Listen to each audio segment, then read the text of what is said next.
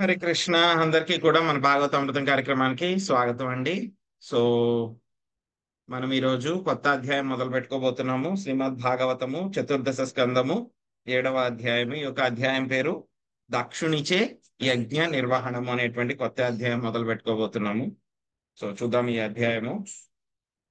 మైత్రేయం వాచ ఇత్యచేనానునీతేన భవేన పరితుష్యత అభ్యదాయే మహాబాహో ప్రహస్యాశ్రూయతామితి.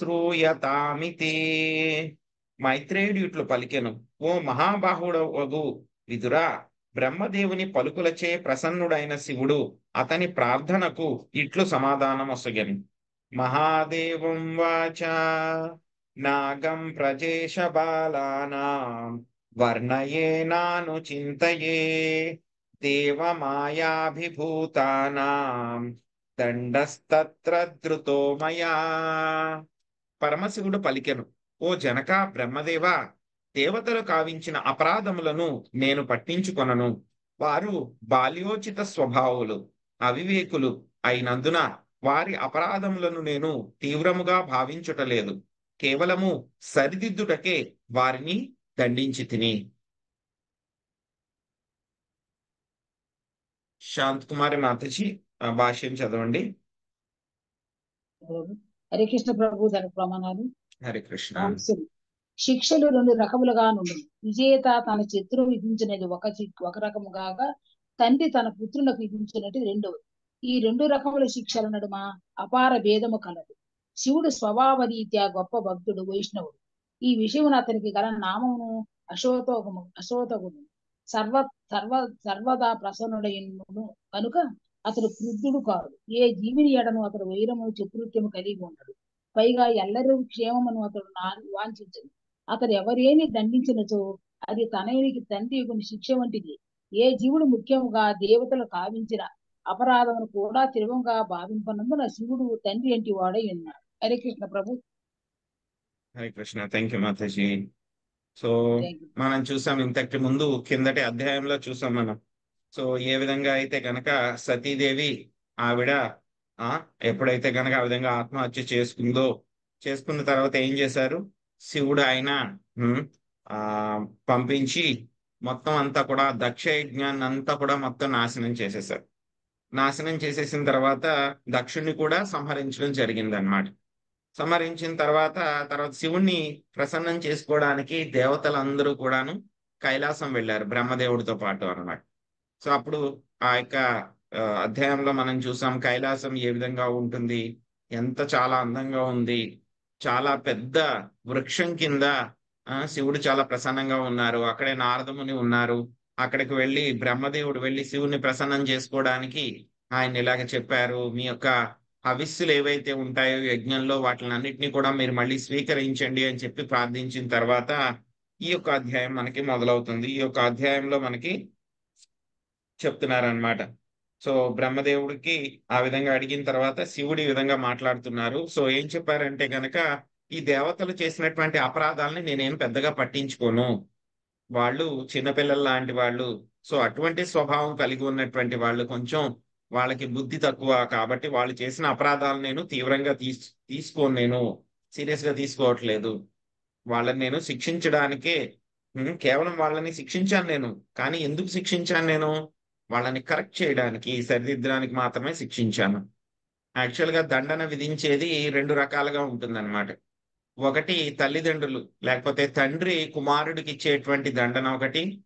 తర్వాత యుద్ధంలో ఇద్దరు శత్రువులు ఉన్నారు అనుకోండి, వాళ్ళిద్దరూ గెలిచారు, ఒక వ్యక్తి ఇంకొక వ్యక్తి మీద గెలిచాడు, అప్పుడు వాడిచ్చేటువంటి దండన. రెండింటికి కూడా చాలా తేడా ఉంటుంది అన్నమాట. ఒక శత్రువు అయితే కనుక గెలిచాడు అనుకోండి, వాడిచ్చేటువంటి పనిష్మెంట్ ఆపోజిట్ వాడికి ఎలా ఉంటుంది? వాడికి నిజంగా శిక్ష ఇవ్వడానికి, అది వాడిని బాధ పెట్టడానికి, వాడికి బాధ కలగడానికి చాలా భయంకరంగా ఉంటుంది ఆ శిక్ష. అదే తండ్రి అనుకోండి, కుమారుడు ఏదైనా తప్పు చేశాడు అనుకోండి, అప్పుడు తండ్రి కూడా శిక్ష విధిస్తాడు. ఆ శిక్ష విధించేటువంటి శిక్ష ఎలా ఉంటుంది?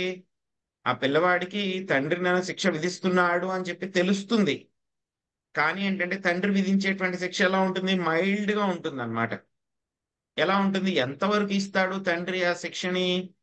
వాడిలో మార్పు రావడానికి ఎంతవరకు అయితే శిక్ష అవసరమో అంతవరకే ఇస్తాడు.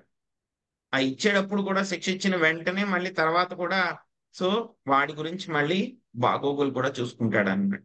అదే విధంగా శివుడు కూడా చెప్తున్నారు. ఏ విధంగా అంటే కనుక నేను వాళ్ళని దండించింది ఒక తండ్రిలాగా వాళ్ళని సరిదిద్దడానికి మాత్రమే నేను దండించాను. అంతేగాని వాళ్ళ మీద ఒక పగ ప్రతీకారం తీర్చుకోవడానికి నేను ఇచ్చేటువంటి దండన కాదు అని చెప్పారనమాట.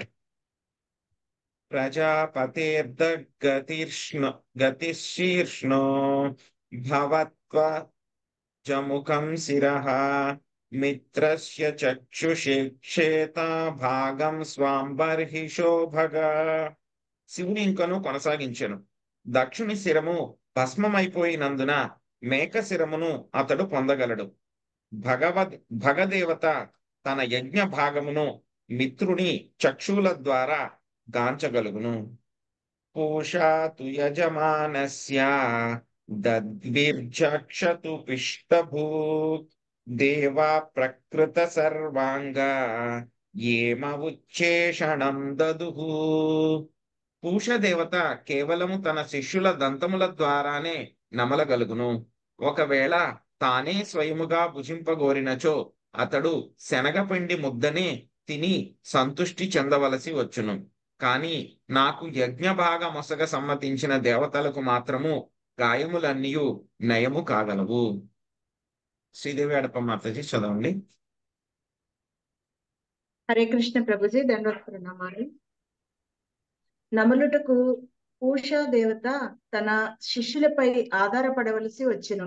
లేనిచో కేవలము శనగపిండి ముద్దను మృంగుటకు అతడు అనుమతింపబడెను. ఆ విధముగా అతని శిక్ష ఇంకనూ కొనసాగెను. దంతములు చూపి హేళన చేయుచు శివును చూచి నవ్వెను కనుక అతడు తన దంతములను ఆహారము నములుటకై వినియోగించుకొనలేకపోయెను. అనగా తన దంతములను శివునికి విరుద్ధముగా ఉపయోగించును కనుక పూషుడు వాటిని కలిగి ఉండుట యుక్తముగా లేకుండెను. హరే కృష్ణ ప్రభుజీ, ధన్యవాదాలు. హరే కృష్ణ. సో బ్రహ్మదేవుడు అయితే గనక ఆయనకి ప్రార్థించారు. సో ఏవైతే గనక ఆ యొక్క దక్ష యజ్ఞం అంతా కూడా నాశనం చేయబడిందో వాళ్ళన్నిటికీ కూడా పరిహారం చెప్పమని చెప్పేసి ఆయన బ్రహ్మదేవుడు ప్రార్థించిన మీదట ఆయన చెప్తున్నారనమాట. దక్షుడికి ఏమైంది? దక్షుడికి శిరస్సు మొత్తం ఏమైపోయింది? నరికేసి ఆ శిరస్సును కూడా ఏం చేశారు? మొత్తం భస్మం చేసేసారు. సో కాబట్టి ఏం చేస్తున్నారు? దక్షుడికి కూడా మళ్ళీ ఆయన బతకవచ్చు. కానీ ఈసారి ఏంటి? ఆయనకి వచ్చేటువంటి ఆ యొక్క శిరస్సు ఎలా ఉంటుంది? మేక యొక్క శిరస్సును పొందవలసి ఉంటుంది. సో ఎందుకు అని అంటే కనుక అతని యొక్క బుద్ధి అదే విధంగా మాటలు ఒక మేకలాగా తయారైనవి కాబట్టి దక్షుడికి ఆ విధమైనటువంటి శిక్ష ఇవ్వడం జరిగింది అన్నమాట. సో తర్వాత భగ అనేటువంటి ఆయన ఏంటంటే కనుక ఆయనకి కళ్ళు లేవన్నమాట. సో అతను ఎలా చూడగలడు? యజ్ఞాల్లో కనుక ఆయనకు వచ్చేటువంటి భాగాన్ని ఎలా చూడగలడు అంటే కనుక తన స్నేహితుడైనటువంటి మిత్ర అనేటువంటి అతని యొక్క కళ్ళ ద్వారా యొక్క భగా చూడగలడు. ఎందుకంటే గనక అతని కళ్ళు ఎందుకు అలాగ శిక్ష ఆయనకు వచ్చింది అని అంటే గనక అతనికి ఆధ్యాత్మికమైనటువంటి దృష్టి లేకుండా పోయింది భగా. సో ఏమైంది? ఆయన యొక్క కళ్ళు ఏమైపోయినాయి? కల్మషం అయిపోయినాయి. దేనితోటి? తప్పులతోటి కల్మషం అయిపోయింది. ఆధ్యాత్మికమైనటువంటి దృష్టి లేదు కాబట్టి ఏమైంది? భగాకి కళ్ళు లేకుండా పోయినాయి అన్నమాట. కళ్ళు చూడాలి అని అనుకుంటే మాత్రం తన స్నేహితుడైనటువంటి మిత్ర అనేటువంటి అతని యొక్క కళ్ళ ద్వారా మాత్రమే తన భాగం హవిస్సుల్ని చూడగలడు. ఇంకా పూష అయితే గనక ఏం చేస్తాడు? శివుణ్ణి ఎప్పుడైతే గనక అవమానం జరిగిందో పళ్ళు బయట పెట్టి ఆయన నవ్వాడు అన్నమాట బాగా. సో శివుని పట్ల అదేవిధంగా ఆయన యొక్క భక్తుల పట్ల ఆయన అపహాస్యం చేస్తూ నవ్వాడు. సో కాబట్టి ఆ పళ్ళు చూపించాడు కదా, అందుకని చెప్పి ఏమైంది? పూషకి పళ్ళు ఉండవు, దంతాలు ఉండవు. సో కాబట్టి మరి దంతాలు లేకుండా ఎలా తింటాడు? అతను తినాలి అని అంటే కనుక తన యొక్క శిష్యుల ద్వారా తినగలడు. లేకపోతే కనుక శనగపిండి ముద్ద మాత్రమే అతను తినగలడు. ఎందుకంటే తన యొక్క దంతాల్ని శివునికి ఆపోజిట్ గా వ్యతిరేకంగా వాడాడు కాబట్టి అన్నమాట. ఇంకా తర్వాత దేవతలు ఎవరైతే ఉన్నారో వాళ్ళందరూ కూడా ఏం చేశారు? డైరెక్ట్ గా శివుడికి ఏం అపరాధం చేయలేదు, కానీ అందులో భాగం ఇవ్వలేదు. వాళ్ళందరూ కూడా శివుడికి హవిస్సుల్లో భాగం ఇవ్వడానికి లేదు. కానీ వాళ్ళందరూ కూడా ఏంటంటే కనుక ఇప్పుడు ఒప్పుకుంటున్నారు, శివుడికి భాగం ఇవ్వడానికి ఒప్పుకుంటున్నారు. సో కాబట్టి ఏమైంది? వాళ్ళకి ఏవైతే కనుక దెబ్బలు తగిలినాయో, వాళ్ళకి ఏవైతే కనుక కొంతమంది చెప్పాం దక్షయజ్ఞంలో ఏమైంది, మొత్తం అంతా కూడా కొంతమందికి దెబ్బలు తగిలినాయి, కొంతమందికి అవయవాలు కోల్పోయినాయి, అవన్నీ కూడా జరిగినాయి. కాబట్టి వాళ్ళకి ఏవైతే కనుక వాళ్ళు కోల్పోయారో అవన్నీ కూడా మళ్ళీ వాళ్ళకి వచ్చేస్తాయి అని చెప్తున్నారు అనమాట. బాహుభ్యామిస్వనో పుష్ణో హస్తాభ్యాం కృత బాహవః భవంత్యధ్వర్యమశ్చాన్యే భృగుర్భవేత్. బాహువులు తెగిన వారు అశ్విని కుమారుల బాహువులతో పని చేయవలసి వచ్చును. హస్తములు తెగిన వారు పూషుని హస్తములతో తమ కార్యమును చేసుకొనవలెను. ఋత్విక్కులు కూడా అదే రీతిని పని చేయవలసి వచ్చును. ఇక భృగువు మేక గడ్డమును పొందును. విజయలక్ష్మి మాతాజీ చదవండి. హరే కృష్ణ ప్రభు, దండవత్ ప్రణామాలు. భాష్యముపై శ్రీల ప్రభుపాదుల వారికి జై. దక్షుని సమర్థించిన భృగుమునికి మేకగడ్డము వచ్చెను. ఆ మేక శిరమే దక్షుని శిరమునకు బదులుగా అమర్చబడెను. తెలివికి మెదడే కారణమనడి నవీన విజ్ఞాన శాస్త్రపు సిద్ధాంతము యుక్తము కాదని దక్షుని శిరమార్పుడు వృత్తాంతమును బట్టి తెలియచున్నది. దక్షుని మెదడు మేక మెదడు భిన్నమైనటివి. కానీ తన శిరమునకు బదులు మేక శిరము లభించినప్పటికీ దక్షుని మాదిరిగానే వర్తించును. సారాంశమేమనగా వ్యక్తిగతుని యందు పనిచేయునది అతని చైతన్యమే గాని అన్యము కాదు. కేవలము పనిముట్టుగా పనిచేయు మెదడుకు నిజమైన వివేకముతో ఎట్టి సంబంధము లేదు. నిజమైన వివేకము మనస్సు, చైతన్యమన్నది వ్యక్తిగతుని యందలి భాగములు. దక్షునికి మేకశిరము అమర్చిన పిమ్మట అతడు పూర్వము వలనే వివేకవంతుడయ్యనని రాబో శ్లోకములందు గాంచనగును. శివుని మరియు విష్ణువును ప్రసన్నం చేయుటకు అతడు చక్కగా ప్రార్థనము గావించెను. ఆ కార్యము మేకకు అసాధ్యమైనది అనగా మెదడే వివేకమునకు మూలము కాదని నిశ్చయముగా తీర్మానించవచ్చును. వ్యక్తిగతుని యొక్క చైతన్యమే వివేకపూర్ణముగా పనిచేయును. అటువంటి చైతన్యమును పవిత్రమునర్చుటయే హరినామ సంకీర్తనోద్యమము, కృష్ణ చైతన్య సంఘము యొక్క ముఖ్య ప్రయోజనము. మనిషి ఎటువంటి మెదడు కలిగి ఉన్నాడనట అప్రస్తుత ప్రసంగము. ఏలైనా అతడు తన చైతన్యమును అసత్తు అనాత్మ నుండి శ్రీకృష్ణుని వైపునకు మళ్లించినచో అతని జీవితము జయప్రదము కాగలదు. ఎంతటి హేయమగు స్థితి అందున్నను మనుజుడు కృష్ణ భక్తిని చేపట్టినచో అత్యున్నత జీవన పూర్ణత్వమును బడయగలడు. ఈ విషయమును భగవానుడే స్వయముగా భగవద్గీత యందు ధృవపర్చెను. విశేషముగా కృష్ణ భక్తి పరాయణుడు దేహత్యాగానంతరము భగవద్ధామమును చేరగలడు. హరే కృష్ణ ప్రభుజీ, ధన్యవాదములు. హరే కృష్ణ మాతాజీ. సో ఎవరికైతే కనుక మనకి ఈ విధంగా దెబ్బలు ఎవరికైతే కనుక తగిలినాయో వాళ్ళందరికీ కూడా ఏంటి, వాళ్ళకి అవన్నీ కూడా మానిపోతాయని చెప్తున్నారు. సో ఆ తర్వాత కొంతమందికి ఏమైంది, వాళ్ళకి చేతులు అవన్నీ కూడా తెగిపోయినాయి. సో వాళ్ళకి ఏం జరుగుతుంది అంటే కనుక కొంతమంది ఏంటంటే కనుక దక్షునికి వాళ్ళు సహాయం చేశారు, అనుకూలంగా ఉన్నారనమాట. వాళ్ళు చేతులు ఎత్తారు, వాళ్ళు ఏం చేశారు, అరవడం ఇవంతా కూడా చేశారు.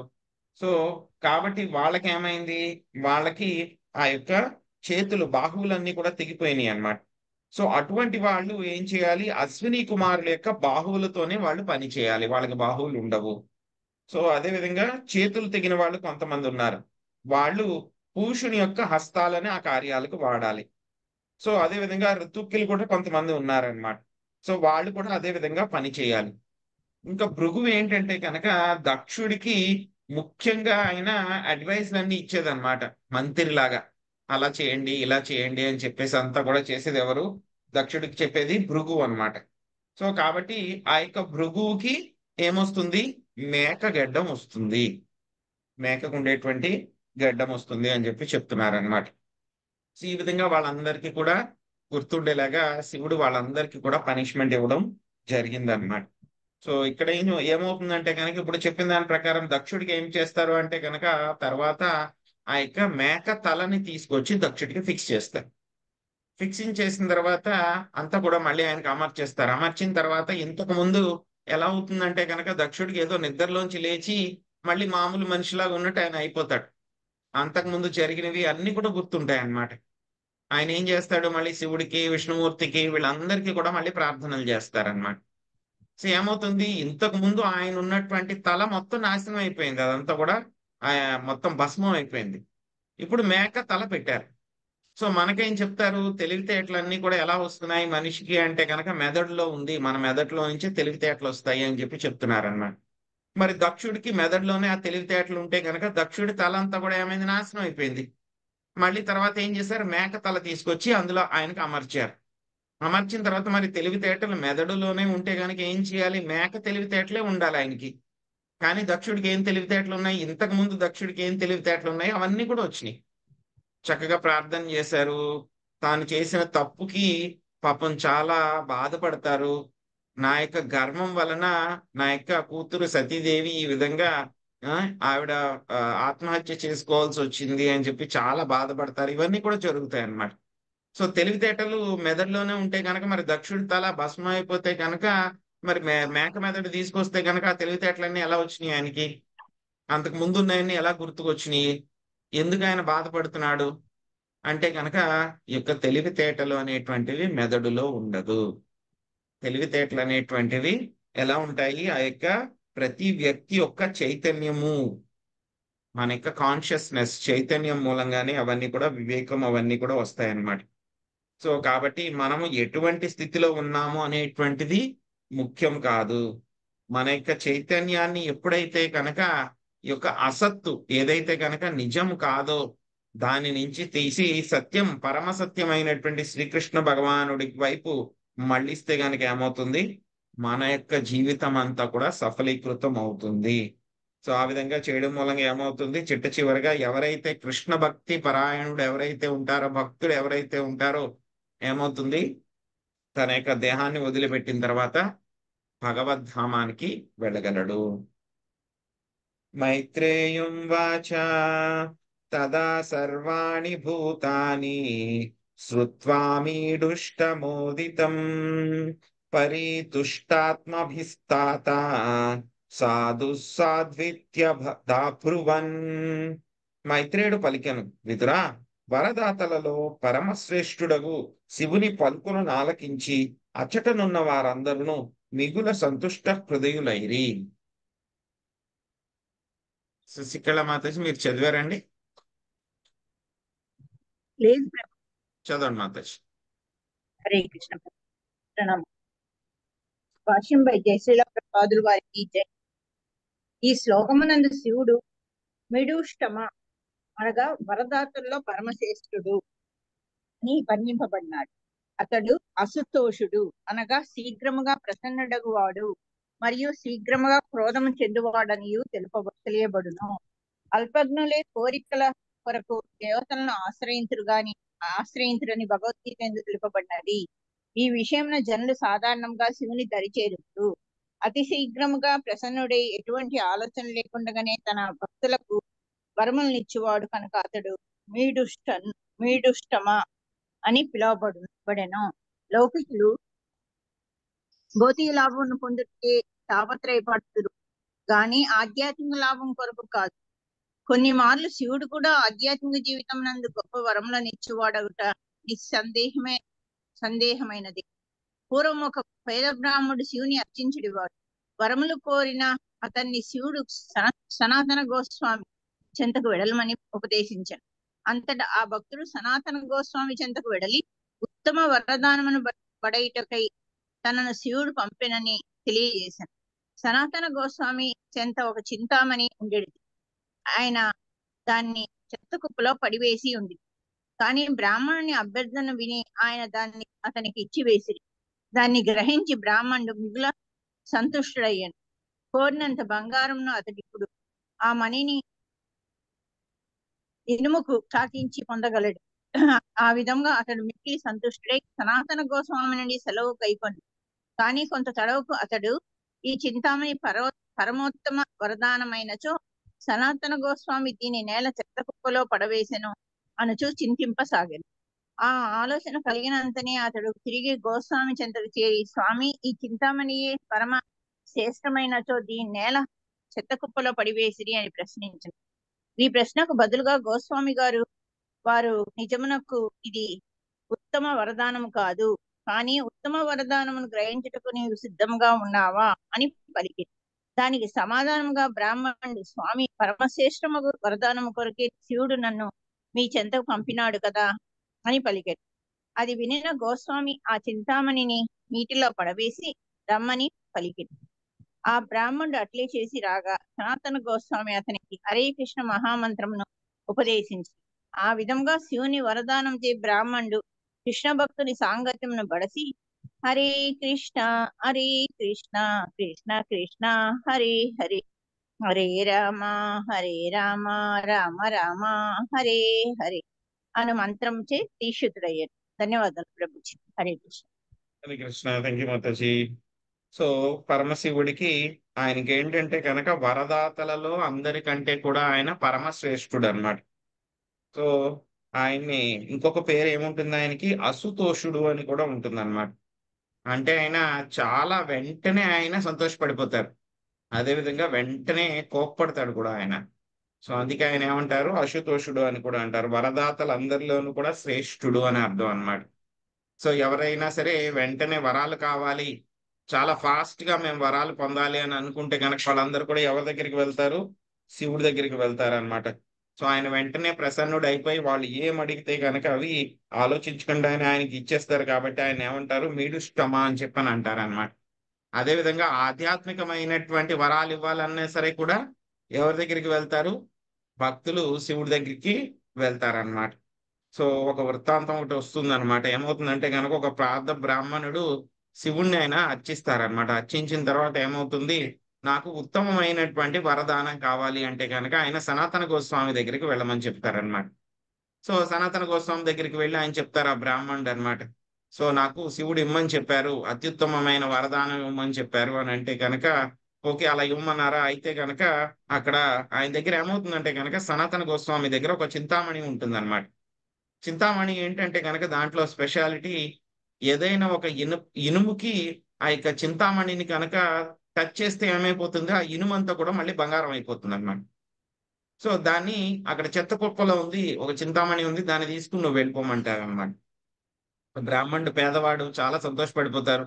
ఆ వెళ్తాడు, ఆయన చెత్త కుప్పలో వెతుకుతాడు, వెతికిన తర్వాత చింతామణి దొరుకుతుంది. దొరికిన తర్వాత అది చూసుకుంటాడు, చూసుకున్న తర్వాత కరెక్ట్ గానే ఉంది చింతామణి అని చెప్పి తెలుసుకుని సనాతన గోస్వామికి నమస్కరించి ఆయన వెళ్ళిపోతాడు. సనాతన గోస్వామి ఆయన పని ఆయన చేసుకుంటూ ఉంటారు. ఆయన వెళ్తూ ఉంటే కనుక మళ్ళీ దారి మధ్యలో ఆయనకి మళ్ళీ అనుభవం వస్తుంది అనమాట. బ్రాహ్మణుడు అంటే కొంచెం తెలివితేటలు ఉంటాయి కదా. నాకు పరమశివుడు చాలా అత్యుత్తమమైనటువంటిది వరదానం ఇవ్వమని చెప్పారు. అత్యుత్తమమైనటువంటి వస్తువు అయితే కనుక ఎవరైనా సరే ఎక్కడ పెట్టుకుంటారు, చాలా జాగ్రత్తగా దాచుకుంటారు. ఎక్కడో అల్మారాలోనో, లేకపోతే కనుక ఎక్కడో భూమిలోనో, లేకపోతే ఎక్కడో వేరే చోట చాలా జాగ్రత్తగా పెట్టుకుంటారు. సనాతన గోస్వామి ఏం చేశారు, ఈ యొక్క చింతామణిని చెత్త కుప్పలో పడేశారు. ఆయన, నేను ఎక్కడి నుంచి తీసుకున్నాను, చెత్త కుప్పల నుంచి తీసుకున్నాను అంటే దాని అర్థం ఏమిటి, ఆయన దగ్గర దీనికంటే కూడా ఇంకా ఉత్తమమైనటువంటి వస్తువు ఏదో ఉంది. సో ఆయన నన్ను ఏదో మోసం చేశారేమో, మోసం చేశారో లేదో, నాకు అత్యుత్తమమైనటువంటి దొరకలేదు అంటే చింతామణి కంటే కూడా ఇంకా చాలా మంచిది ఏదో ఉంది ఆయన దగ్గర, అది నాకు దొరకలేదు. మళ్ళీ ఆయన వెనక్కి వెళ్తారు, వెనక్కి వెళ్ళి అడుగుతారనమాట ఎవరిని, సనాతన గోస్వామిని, అయ్యా నాకు పరమశివుడు ఇలాగ చాలా అత్యుత్తమైనటువంటిది ఇవ్వమని చెప్పారు, కానీ మీరేమో చింతామణిని తీసుకోమన్నారు, అదేమో చూస్తే మీరు చెత్తబుట్టలో పాడేశారు. దీన్ని బట్టి ఏం అర్థం అవుతుందంటే కనుక ఇది అంత వాల్యూ ఉన్నది కాదు, విలువ లేనటువంటిది అని అనిపిస్తోంది నాకు. అందుకని చెప్పి చాలా విలువైనది మీ దగ్గర ఏమైతే ఉందో అది ఇవ్వండి, నాకు తక్కువ విలువ ఉన్నటువంటిది నాకు ఎందుకు ఇచ్చారు అని చెప్పని అడుగుతారండి. అయితే కనుక ఆయన చెప్తారనమాట, సో విలువైనది, దీనికంటే విలువైనది నా దగ్గర ఇంకోటి ఉంది, కానీ అది తీసుకోవాలంటే కనుక నువ్వేం చేయాలి, ముందు ఈ చింతామణిని ఆ గంగలో పడేసి రావాలి. నువ్వు గంగా నదిలో, యమునా నదిలో పాడేసి నువ్వు వస్తే గనక అప్పుడు నాకు విలువైనది ఇస్తాను నీకు అని చెప్తారన్నమాట. సో బ్రాహ్మణుడు అంతా ఏం చేస్తారు, వెంటనే ఆయన మాటల మీద నమ్మకం ఉంచి చింతామణిని తీసుకుని వెళ్ళి ఆ నదిలో పాడేసి వస్తారనమాట. వచ్చిన తర్వాత అప్పుడు ఆయన దగ్గరికి, నాయన దీనికంటే కూడా చాలా ఉన్నతమైనటువంటిది, చాలా విశేషమైనటువంటిది, ఎంతో ఎంతో అమూల్యమైనటువంటిది, ఈ యొక్క ఎవరినైనా సరే ఈ యొక్క భవసాగరాన్ని నుంచి ఆధ్యాత్మిక ప్రపంచానికి తీసుకుని వెళ్ళగలిగేదైనటువంటి ఒక ముఖ్య సాధనం ఉంది. ఆ యొక్క సాధనం హరే కృష్ణ మహామంత్రము. హరే కృష్ణ హరే కృష్ణ కృష్ణ కృష్ణ హరే హరే హరే రామ హరే రామ రామ రామ హరే హరే. ఈ యొక్క హరే కృష్ణ మహామంత్రం ఉంది, ఇంతకంటే విలువైనది ఏది లేదు అని చెప్పి హరే కృష్ణ మహామంత్రంలో ఆయనకి ఇనిషియేషన్ దీక్ష ఇవ్వడం జరుగుతుంది అనమాట, ఈ యొక్క బ్రాహ్మణుడికి అనమాట. సో ఇది ఈ యొక్క పరమశివుడి యొక్క కరుణ ఆ విధంగా ఉంటుందన్నమాట. చాలా తేలికగా సంతోషపడతారు, చాలా తేలిగ్గా అయినా కోపం కూడా పడతారు అనమాట. తతో మీడ్వాం సమామంత్ర్య సునాసీరా సహర్షిభిః భూయస్తద్దేవయజనం సమీడ్వద్వేధసో యుయుః. అటు పిమ్మట ఋషి ప్రముఖుడగు భృగువు శివుని యజ్ఞస్థలికి ఆహ్వానించెను. ఆ విధముగా ఋషి గణ సహితులై దేవతలు, శివుడు, బ్రహ్మ యజ్ఞస్థలికి వెడలిరి. సునీత హరిబాబు మాత చదవండి. హరే కృష్ణ ప్రభుకి దండవత్ ప్రణామాలు. కృష్ణ కృపామూర్తి శీల ప్రపాదికి జై. భాష్యము. దక్షునిచే ఏర్పాటు గావింపబడిన యజ్ఞము శివునిచే ధ్వంసమయ్యను కనుకనే యజ్ఞస్థలికి వెడిగిన దానిని పునరుద్ధరించమని బ్రహ్మదేవుడు ఋషులతో పాటు దేవతలందరూ శివుని అర్థించింది. శివహీన యజ్ఞ అనడి నానుడి ఉండనే ఉన్నది. అనగా శివుడు లేనట్టి ఏ యజ్ఞమైనను నిష్ఫలమే కాగలదు. విష్ణు భగవానుచే యజ్ఞేశ్వరుడైన ప్రతి యజ్ఞమునందును బ్రహ్మ రుద్రాది దేవతలందరూ ఉపస్థితులవుట అత్యావశ్యకము. హరే కృష్ణ ప్రభుజీ దండవత్కరణ. హరే కృష్ణ మాతాజీ. సో ఆ యజ్ఞం అంతా కూడా నాశనం అయిపోయింది కాబట్టి ఆ యజ్ఞం ఎలాగైనా పూర్తి చేయాలని చెప్పేసి దేవతలు, బ్రహ్మదేవుడు అందరూ కూడా ఏం చేశారు, ముఖ్యంగా భృగువు ఏం చేశారు, ఆ యజ్ఞస్థలికి శివుణ్ణి రావాలి అని చెప్పి ఆహ్వానించారు అనమాట. సో ఆహ్వానించిన తర్వాత శివుడు ఆయన అంగీకరిస్తారు. అంగీకరించిన తర్వాత అందరూ కూడా ఎక్కడైతే కనుక ఆ యజ్ఞం జరిగిందో అక్కడికి వాళ్ళందరూ కూడా వెళ్తారనమాట.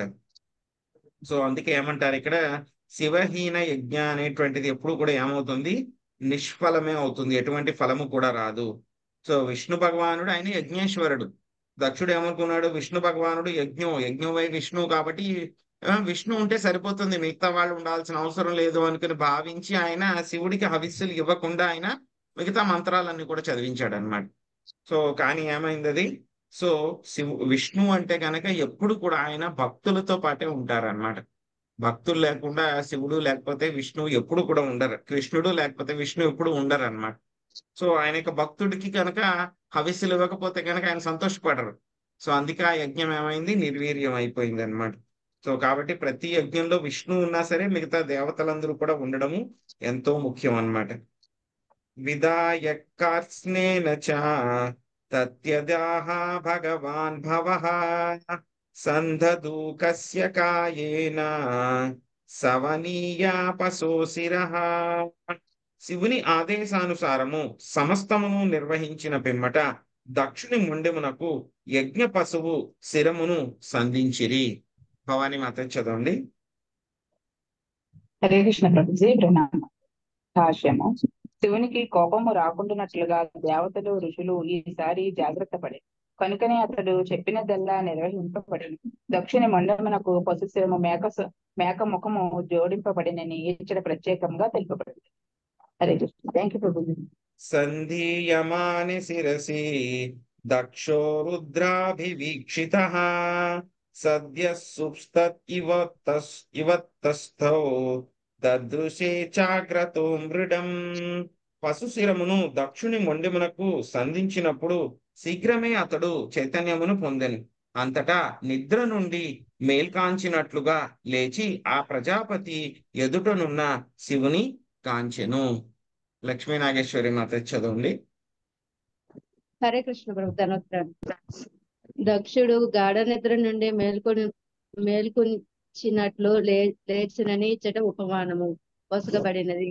ఇది సుప్త ఇగోతస్థ అనబడును. దీన్ని భావమేనగా నిద్ర నుండి మేల్కొనించిన పిమ్మట మనుజుడు తాను చేయవలసిన కార్యములన్నిటినీ వెంటనే గుర్తుకు తెచ్చుకొనును. శిరఛేదనము చే దక్షుడు చంపబడి ఆ శిరము భస్మం కావించబడెను. అతని మొండెమును నిర్జీవముగా పడి ఉండెను. కానీ మేక శిరమును అతని మొండెమునకు జోడించినంతనే శివుడు కరుణ వలన అతడు తిరిగి చైతన్యమును పొందెను. అనగా చైతన్యము కూడా వ్యక్తిగతమేనని ఇది సూచించబడినది. మేక శరమును పొందినప్పుడు నిజమునకు దక్షుడు వేరొక దేహమును పొందినట్లు అయినది. కానీ చైతన్యము వ్యక్తిగతము కనుక అతని దేహ పరిస్థితి మారినను చైతన్యం మాత్రము మార్పు రహితముగా నుండెను. అనగా చైతన్యమును దేహముతో ఎట్టి సంబంధము లేదు. చైతన్యము ఆత్మను గూడి చర్చించున్నట్టుది. దీనికి సంబంధించిన చారిత్రక సంఘటనలు ఎన్నో గలవు. భరత మహారాజు వృత్తాంతము అటువంటిదే. భరతుడు రాజదేహమును త్యజించిన పిమ్మట జింక దేహమును పొందినను పూర్వ చైతన్యముచే కలిగి ఉండెను. పూర్వము తాను రాజైనప్పటికీ మరణ సమయమున జింకను కూర్చిన ఆలోచన ఎందే మగ్నుడైన కారణమున జింక దేహమును ఇప్పుడు పొందవలసి వచ్చినని అతడు ఎరిగి ఉండెను. అనగా జింక దేహమును పొందినప్పటికీ అతని చైతన్యము రాజు దేహమునందలి చైతన్యముతో సమానముగా నుండెను. మనుజుని చిత్తము కృష్ణ భక్తిమయమైనచో తదుపరి జన్మన ఒకవేళ అన్వయమగు దేహము లభించినను అతడు గొప్ప కృష్ణ భక్తుడగుట నిస్సందేహమైన విషయమును. ఇదియే భగవానుడు కావించినట్టి చక్కని ఏర్పాటు. Hare Krishna ధనుత్రం. Thank you Prabhuji. Hare Krishna. So ఏమైంది, ఎప్పుడైతే గనక ఈసారి శివుడు ఏం చేశారు, మళ్ళీ యజ్ఞస్థలికి వచ్చారు. వచ్చిన తర్వాత దేవతలందరూ కూడా ఆయన యొక్క శక్తి అంతా కూడా తెలుసుకున్నారు. కాబట్టి వాళ్ళందరూ కూడా ఏం చేశారు, ఈసారి మనం ఏ పని చేసినా సరే శివుడికి ఎటువంటి కోపం కూడా రాకూడదని చెప్పి ఆయన ఎలా చెప్తే గనక అలాగా అదే విధంగా మొత్తం పనులన్నీ కూడా వాళ్ళందరూ కూడా చేశారనమాట. సో ఏం చేశారు చెప్పారు కదా, ఆయన దక్షుడికి మేక తలని మళ్ళీ అమర్చవలసి ఉంటుంది అని చెప్పి ఆయన చెప్పారు. సో ఆ యజ్ఞంలో అక్కడ ఒక మేకకి శిరస్సు ఒకటి ఉంటుంది అనమాట. సో కాబట్టి ఆ యొక్క శిరస్సును తీసుకొచ్చి ఏం చేశారు, దక్షుడి యొక్క మొండెం అక్కడే పడి ఉంది అనమాట. దక్షుడి యొక్క మొండెం దగ్గరికి వెళ్ళి ఆ మేక శిరస్సును తీసుకుని పెట్టారన్నమాట.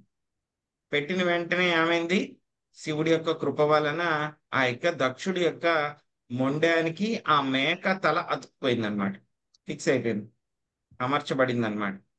సో అప్పుడు వెంటనే దక్షుడు లేస్తాడనమాట. ఎలా లేస్తాడు దక్షుడు అంటే కనుక దాని గురించి ఇక్కడ చెప్పారు. ఎవరైనా సరే గాఢ నిద్రలో ఉన్నారనుకోండి, నిద్రలోంచి లేచిన వ్యక్తి ఎలా అయితే గనక ప్రవర్తిస్తాడో దక్షుడు కూడా అదే విధంగా ప్రవర్తించాడు. జస్ట్ ఏమనిపించింది దక్షుడికి, నేను నిద్రలోంచి లేచాను అన్నట్టు ఆయనకి అనిపించింది అనమాట. సో యాక్చువల్గా ఏంటంటే కనుక దక్షుడికి ఏమైంది, కొత్త తల వచ్చింది. శరీరం మొత్తము దేవతా శరీరం ఉంది, తల మాత్రము మేక తల ఉంది. అంటే కనుక ఏమైంది, ఓవరాల్ గా ఆయనకి శరీరం అంతా కూడా ఏమైంది, వేరే శరీరం ఇప్పుడు కొత్తది. కానీ ఏమైంది, ఆయనకు కాన్షియస్నెస్, చైతన్యం, తెలివితేటలన్నీ కూడా ఎలా ఉన్నాయి, ఇంతకు ముందు దక్షుడికి ఏవైతే కనుక తెలివితేటలు ఉన్నాయో అవే ఉన్నాయి. సో కాబట్టి యొక్క చైతన్యం అనేటువంటిది ఆత్మతోటి సంబంధాన్ని కలిగి ఉంటుంది, కానీ మనం తీసుకున్నటువంటి శరీరం మీద ఇది ఆధారపడదు అనేటువంటి విషయం మనకి ఈ యొక్క వృత్తాంతం ద్వారా మనకు అర్థం అవుతుంది అనమాట. అదే భరత మహారాజు యొక్క ఎగ్జాంపుల్ కూడా చెప్పారు మనకి శ్రీల ప్రభుపాదుల వారు. సో ఏమైంది, ఆయన భరత మహారాజు ఆ యొక్క జింకతోటి ఆయన అటాచ్మెంట్ బాగా బంధం పెట్టుకుంటూ ఎంఎం వాపి స్మరణ్ భావం, ఆ యొక్క శరీరాన్ని జింకను తలుచుకుంటూ చనిపోయాడు. కాబట్టి వచ్చే జన్మలో ఆయనకి ఏమైంది, జింక శరీరం వచ్చింది. కానీ భగవంతుడి యొక్క కృప వలన ఏమైంది, అంతకు ముందు ఉన్నటువంటి విషయాలన్నీ కూడా ఆయనకి గుర్తున్నాయి. నేను గొప్ప రాజుని, భరతుడిని, చనిపోయేటప్పుడు యొక్క జింకను గుర్తు పెట్టుకుని చనిపోయాను కాబట్టి నా యొక్క జింక శరీరం వచ్చిందని చెప్పి తెలిసి ఏం చేశాడు ఆయన, ఎప్పుడు కూడా భక్తుల సాంగత్యంలోనే ఉండేవాడు ఆయన. సో ఆ విధంగా ఉండడం మూలంగా ఏమైంది, మళ్ళీ ఆ జింక కొన్ని రోజులకి చనిపోయిన తర్వాత మళ్ళీ ఈసారి ఎప్పుడు భక్తుల సాంగత్యంలోనే ఉన్నాడు కాబట్టి ఆయన ఒక బ్రాహ్మణ కుటుంబంలో ఆయన జన్మించాడు అనమాట. ఇప్పుడు కూడా మళ్ళీ ఆయనకు గుర్తుంది, నేను 2 జన్మలకు రెండో జన్మ, నా కింద రెండవ జన్మ ఏంటి, భారత మహారాజ్ జన్మ, పెద్ద రాజుని, మొత్తం అన్ని కూడా వదిలిపెట్టి వచ్చాను. కానీ ఆ యొక్క జింకకి నేను అటాచ్మెంట్ పెట్టుకున్నాను కాబట్టి మళ్ళీ జింక జన్మ తీసుకోవాల్సి వచ్చింది, కిందటి జన్మ. సో ఆ జన్మ పోయి కనీసం నాకు ఇప్పుడు మానవ శరీరం వచ్చింది కాబట్టి ఈ యొక్క శరీరాన్ని కూడా నేను చక్కగా వినియోగించుకోవాలని చెప్పేసి జడ భరతుడి కింద ఉండి ఆయన ప్రతిదీ కూడా కావాలని చెప్పి తప్పు చేస్తూ తెలివి తక్కువ వాడి కింద ప్రవర్తిస్తూ ఆయన ఉండేవాడు అనమాట. కానీ లోపల లోపల నివురు గప్పిన నిప్పులాగా మొత్తం అంతా కూడా భగవంతుడిగా ఆయన భక్తి చేసుకుంటూ ఉండేవాడు అనమాట. సో అది భరత మహారాజు ఒక వృత్తాంతం అనమాట. సో దీన్ని బట్టి ఏంటి, మనకి భగవద్గీతలో చెప్పినట్లు మనకి ఏంటి, ఆత్మతో పాటు యొక్క సూక్ష్మదేహం కూడా మారిపోయి వెళ్ళిపోతుంది. అది ఏ శరీరం వచ్చినా సరే మనకు ఉన్నటువంటి ఆత్మ ప్రకారమే అది ఉంటుంది, ఆ యొక్క చైతన్యం అనేటువంటిది. ఏ శరీరానికి ఎంతవరకు అయితే గనక చైతన్యం ఉండాలో అంతవరకు మాత్రమే ఆ చైతన్యం ఉంటుంది. కేవలం శ్రీకృష్ణ భగవానుడి యొక్క కృప వలన మాత్రమే మనకి ఎక్కువ చైతన్యము. ఎందుకంటే జింక శరీరంలో ఉన్నా సరే ఎక్కువ చైతన్యం ఎవరిచ్చారు? శ్రీకృష్ణ భగవానుడు ఇచ్చారు. జడభరతుడి శరీరంలో ఉన్నా సరే ఏమైంది, దానికి 2 జన్మలు గుర్తుండేలాగా ఎవరు ఇచ్చారు ఆయనకు అవకాశము? శ్రీకృష్ణ భగవానుడు ఇచ్చారు. కాబట్టి మన యొక్క చైతన్యం అనేటువంటిది స్వామి యొక్క కరుణ వల్ల ఆధారపడి ఉంటుంది. లేకపోతే కనుక కరుణ ఏమీ లేకపోతే ఆర్డినరీ పీపుల్ అయితే కనుక మాయ ఎలా డిసైడ్ చేస్తుందో దాన్ని బట్టి ఆధారపడి ఉంటుంది అనమాట. తదా వృషధ్వజ దేశ కలిలాత్మా ప్రజాపతి శివావలోకాదభవచ్చ రద్రద్దాయివామలా. శరత్కాల వర్షముచే సరోవర జలము నిర్మలమగునట్లు దక్షుడు శివుని వృషభ వాహనంపై చరించువాడు గాంచినంతటా శివద్వేషముతో కలుషితమై ఉన్న అతని హృదయము వెంటనే నిర్మలమయ్యెను. రత్నకుమారి మాత చదవండి. రత్నకుమారి మాత. హరే కృష్ణ ప్రభుజీ, దండవత్ ప్రణామ్. భాష్యం బై శ్రీల ప్రభుపాదుల వారికి జై. శివుడు ఎందులకై మంగళకరుడని పిలువబడునో తెలుపుటకు ఇచ్చట ఒక ఉదాహరణం ఒసగబడినది. ఎవడేని శివుని భక్తి ప్రవత్తులతో గాంచినచో వెంటనే అతని హృదయం నిర్మలమగును. శివద్వేషంతో దక్షుడు కల్మషభరితుడై ఉండెను. కానీ కొద్దిపాటి ప్రేమ భక్తులతో శివుని గాంచినంతనే అతని హృదయం ఒక్క మారుగా నిర్మలమయ్యను. వర్షాకాలమందు జలాశయములు మురికిగాను బురదగాను ఉన్నప్పటికీ శరత్కాల వర్షం కురిసినంతనే నిర్మలమై స్వచ్ఛముగా మారును. అదే విధముగా శివనింద అందులకై అతడు తీవ్రముగా దండింపబడెను. శివనింద కారణమున దక్షుని హృదయం కల్మషభరితమై ఉన్నను అతనికి ఇప్పుడు స్మృతి వచ్చెను. గౌరవంతోనూ ఆదరంతోనూ శివుని గాంచుటచే అతడు వెంటనే పవిత్రుడయ్యెను. Thank you Prabhuji. హరే కృష్ణ. దండవత్ ప్రణామ్ ప్రభుజీ. హరే కృష్ణ మాతాజీ. భవస్తవాయ కృతధీర్ష్ణా శక్నోదనానురాగత ఔత్కంఠ్యాద్భాష్పకలయా సంపతేరాం సుతాం స్మరన్. దక్షుడు శివుని స్తుతింపగోరినను తన కుమార్తెకు సతీదేవి మరణము తలపునకు రాగా అతని నయనములు జలపూర్ణములయ్యెను. శోకముతో గొంతు పూడుకుపోగా ఒక్క మాటైనను అతడు పలుక జాలకపోయెను. కృచ్యాస్యం స్తంభ్యచమనా ప్రేమ విక్వాలిత సుధీ సశంసా నిర్వ్యలీకేన భావేనే సంప్రజాపతి. ప్రేమానురాగములచే విహ్వలుడైన దక్షుడు ఆ సమయమున తిరిగి స్మృతిని పొందెను. గొప్ప యత్నముతో అతడు తన మనస్సును శాంతపరచి ఉద్వేగమును నిగ్రహించుకొనుచు నిష్కపట భావముతో శివుని ఇట్లు స్తుతింపసాగెను. దక్షం వాచ భూయానానుగ్రహ అహో భవతా కృతో మే దండస్త్వయామయి భృతో యదపి ప్రలబ్ధ న బ్రహ్మ బంధషు చ వాం భగవన్నవాజ్ఞా తుభ్యం హరేశ్చ కుతయేవ ధృతవత్రేషు. దక్ష ప్రజాపతి పలికెను, ఓ పరమశివ, నేను నీ ఎడ ఘోర అపరాధము నర్చితిని. అయినను కరుణాంతరంగుడవు నీవు నన్ను అనుగ్రహ వంచితుని చేయక కఠినముగా శిక్షించి గొప్ప అనుగ్రహమును చూపితివి. నీవు మరియు విష్ణువు బ్రాహ్మణ బంధువులైనను నిర్లక్ష్యపరుపరు. అయినచో యజ్ఞ నిర్వహణారతుల మగు మమ్మేల మీరు నిర్లక్ష్యపరుతురు. లక్ష్మీదేవి మాతాజీ చదవండి. హరే కృష్ణ ప్రభుజీ, దండవత్ ప్రణామాలు. భాష్యం. దక్షుడు తాను పరాజితులనైతినని భావించినను తన కొసగబడిన శిక్ష శివుని మహత్కరుణ మాత్రమే అని ఎరిగి ఉండెను. శివుడు మరియు విష్ణువు ఏనాడునో బ్రాహ్మణులను వారు యోగ్యులు కాకపోయినను నిర్లక్ష్యపరపరని అతడు తలుచుకొనెను. వైదిక విధానమును అనుసరించి బ్రాహ్మణ వంశీయుని ఎన్నడూనూ కఠినముగా దండించరాదు. అర్జునుడు అశ్వత్థామయుడ వర్తించిన పద్ధతి దీనికి చక్కని ఉపమానము కాగలదు. అశ్వత్థామ ద్రోణాచార్యుని తనయుడు. నిద్రించుచున్న తన సంతానమును వధించినడి ఘోర అపరాధమును అతడు కావించినను అర్జునుడు అతనిని చంపక క్షమించెను. అశ్వత్థామ కార్యమును శ్రీకృష్ణ భగవానుడు సైతము గ్రహించెను. కానీ అతడు బ్రాహ్మణ తనయుడై నందున అర్జునుడు క్షమాభిక్ష నొసగెను. ఇతడ వాడబడిన బ్రహ్మబంధువు అను పదము ప్రధానమైనది. బ్రహ్మబంధు అనగా బ్రహ్మవంతున జన్మించినను కర్మలు బ్రాహ్మణులకు తగినవిగా లేనట్టి వాడని భావం. దక్షుడు తన బ్రహ్మబంధువుగా కొనినాడు.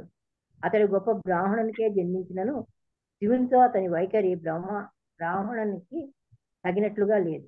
కనుకనే తాను నిజమైన బ్రాహ్మణులను కానని అతడు అంగీకరించాడు. కానీ శివుడు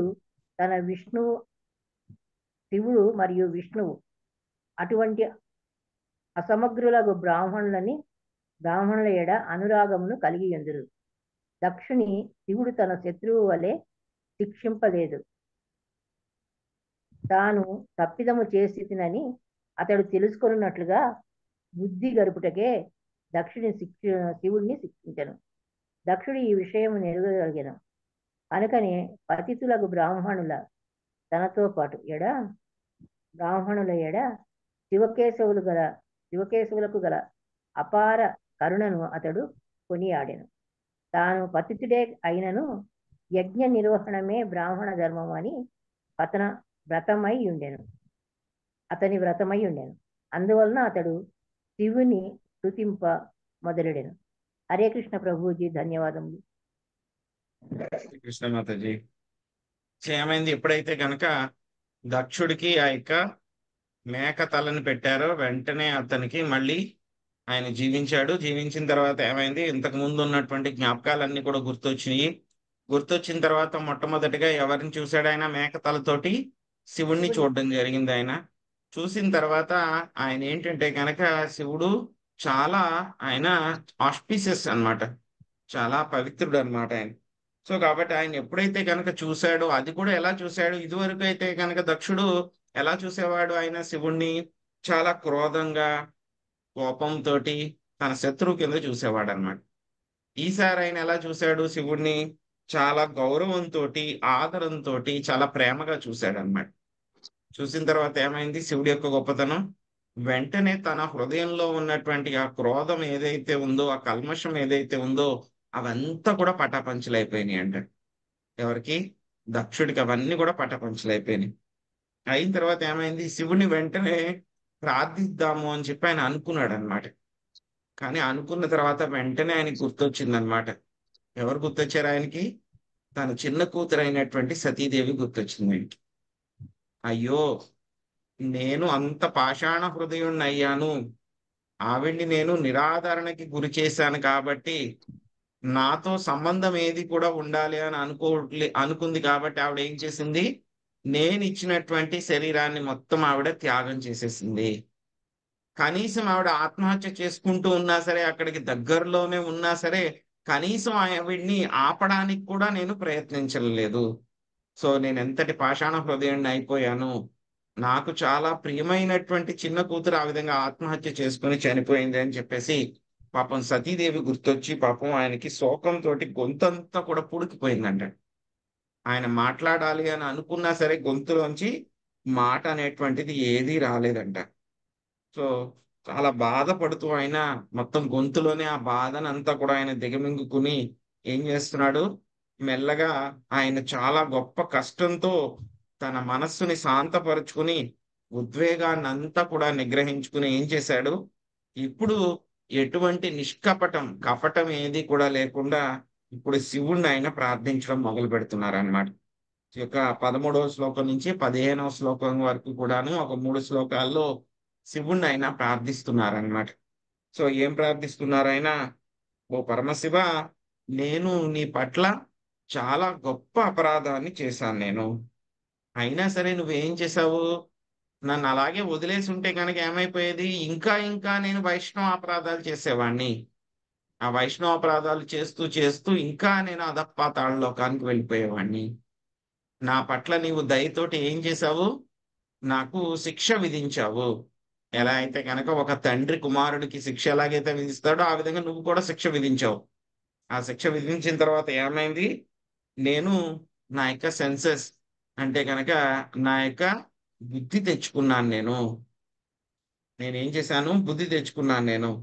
సో ఇంకా ఏం చెప్తున్నారు, పరమశివ నువ్వు అదే విధంగా విష్ణువు ఎవరైతే ఉన్నారో మీ ఇద్దరు కూడా ఏంటంటే కనుక బ్రాహ్మణులు అంటే కనుక మీకు చాలా ఇష్టము.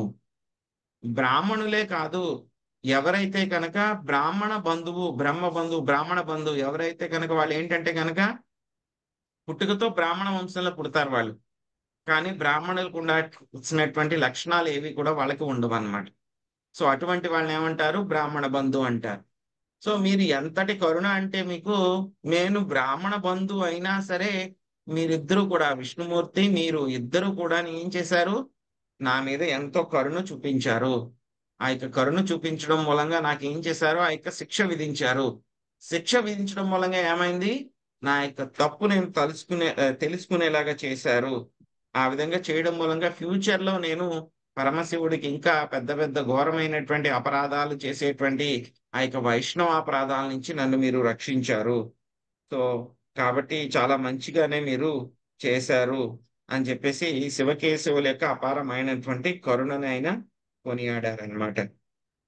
విద్యా తపోవ్రత ధరాన్ ముఖతస్మ విప్రాన్ బ్రహ్మత్వతం తత్వమవితుం ప్రథమం ప్రథమం త్వమస్రాక్ తద్బ్రాహ్మణాన్ పరమం సర్వ విపత్సుపాసి పాల పశూనివ విభో ప్రకృతి హీత దండ.